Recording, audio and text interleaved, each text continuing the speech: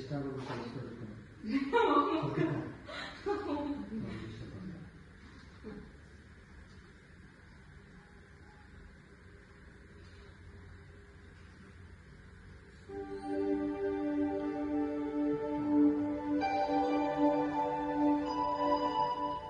ನಾವು ನೇಚರ್ ಅಂದ್ರೆ ನೇಚರ್ ಅಂತ ಫಸ್ಟ್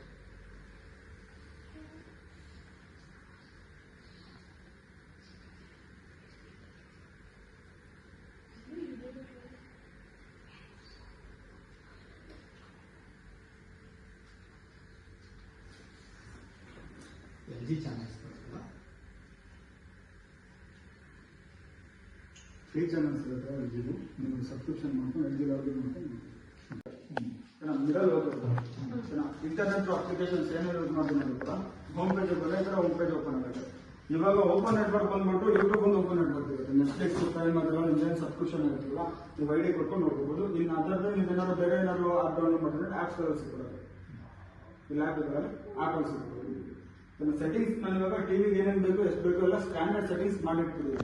ಜಾಸ್ತಿ ಕಡಿಮೆ ಬೇಕು ಅಂದ್ರೆ ಡೈರೆಕ್ಟ್ ಸೆಟ್ಟಿಂಗ್ಸ್ ಬಟನ್ಗೆ ಹೋಗ್ಬೋದು, ಇಲ್ಲಾಂದ್ರೆ ಹೋಮ್ ಪೇಜ್ ಅಲ್ಲಿ ಬೇರೆ ಕಾಣಿಸ್ತಾರೆ ಅಲ್ಲಿಗೆ ಹೋಗಿ ಸೆಟ್ಟಿಂಗ್ ಮಾಡ್ಬೋದು. ಇವಾಗ ಹಾಟ್ಸ್ಪಾಟ್ ಇವ್ರು ಕನೆಕ್ಟ್ ಮಾಡಿದಾನಲ್ಲ, ಇವಾಗ ಇವ್ರು ಆನ್ ಮಾಡಿದ್ರೆ ಯಾವಾಗ ಬೈ ಡಿಫಾಲ್ಟ್ಲಿ ಕನೆಕ್ಟ್ ಆಗ್ಬಿಡುತ್ತೆ. ನಿಮ್ದು ಬೇರೆಯವ್ರು ಚೇಂಜ್ ಮಾಡ್ತೀನಿ ಅಂದ್ರೆ ಇವಾಗ ಎಷ್ಟು ಹೊಸ ತಗೊಂತೀನಿ ಅಂದ್ರೆ ಸೆಟ್ಟಿಂಗ್ಸ್ ಬಂದು ವೈಫೈ ಕನೆಕ್ಷನ್ ಮಾಡಿದ್ರೆ ಅಲ್ಲಿ ವೈಫೈ ಸಿಂಬಲ್ ಬಂದ್ರೆ ವೈರ್ ವೈರ್ಲೆಸ್ ನೋಡ್ಕೊಂಡು ಕನೆಕ್ಷನ್ ಮಾಡ್ಬೋದು. ಮೊಬೈಲ್ ಯಾವ ಥರ ಕನೆಕ್ಟ್ ಮಾಡ್ಕೊಳ್ತಿರಲ್ಲ ಅದೇ ಇದು ನೀವು ಆನ್ ಮಾಡ್ಕೊಂಡ್ರೆ ಲೀಸ್ಟ್ ನಿಮ್ಗೆ ಬರುತ್ತೆ. ನೀವೇನು ಪಾಸ್ವರ್ಡ್ ಇರುತ್ತೆ ಪಾಸ್ವರ್ಡ್ ಕೊಟ್ಕೊಂಡು ಯೂಸ್ ಮಾಡ್ತೀವಿ. ನೆಕ್ಸ್ಟ್ ನೀವು ಟಾಟಾ ಪ್ಲೇನರ್ ಹಾಕಿದ್ರೆ ಅಂತಂದ್ರೆ ಇಲ್ಲಿದೆ ಅದು ಇನ್ಪುಟ್ ಬಟನ್ ಇದೆ. ಇಲ್ಲಿ ಇದನ್ನ ಪ್ರೆಸ್ ಮಾಡಿದ್ರೆ ಏರ್ಟೆಲ್ ಹಾಕಿದ್ರೆ ಇಲ್ಲ, ಟಾಟಾ ಪ್ಲೇ ಹಾಕಿದ್ರೆ ಮಾತ್ರ. ಏರ್ಟೆಲ್ ಹಾಕಿದ್ರೆ ಡೈರೆಕ್ಟ್ ಈಗ ಆನ್ ಮಾಡಿದ್ರೆ ಟಿವಿ ಆನ್ ಬಂದ್ಬಿಡುತ್ತೆ ನಿಮಗೆ. ಆ ಥರ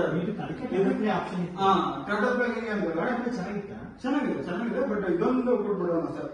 ಇಲ್ಲಿ ಇನ್ಪುಟ್ ಸೋರ್ಸಿಗೆ ಬನ್ನಿ, ಇಲ್ಲಿ HDMI 1 2 ತೋರಿಸೋದು. ನೀವು ಯಾವ ಪೋರ್ಟ್ ಆಗಿರ್ತೀರ ಇಲ್ಲಿ ಬಂದು ಓಕೆ ಕೊಟ್ಕೊಂಡ್ರೆ